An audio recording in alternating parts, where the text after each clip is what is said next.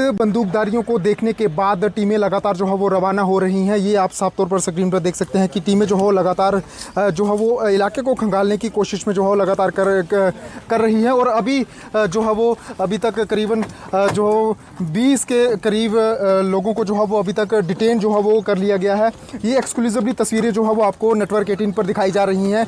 ये जो आप व्यक्ति जो आप साफ तौर पर देख सकते हैं, इसे जो है वो अभी डिटेन किया गया है। ये आप साफ तौर पर देख सकते हैं। ये एक्सक्लूसिवली तस्वीरें हैं। ये आखिरकार शख्स कौन है ये इसके बारे में अभी कह पाना मुश्किल है, लेकिन ये व्यक्ति जो है वो गिरफ्तार कर लिया गया है। इसे जो है वो अभी अपनी गिरफ्त में जम्मू कश्मीर पुलिस ले जाती हुई जरूर दिखाई दे रही है। एसओजी के जवान हैं, ये गाड़ी है और इस गाड़ी में तस्वीरों के ज़रिए आप देख सकते हैं।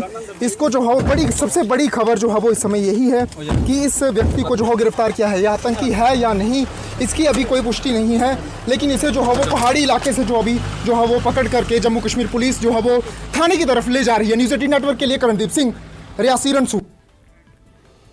और दहशतगर्दों की जानिब से यात्रियों की एक बस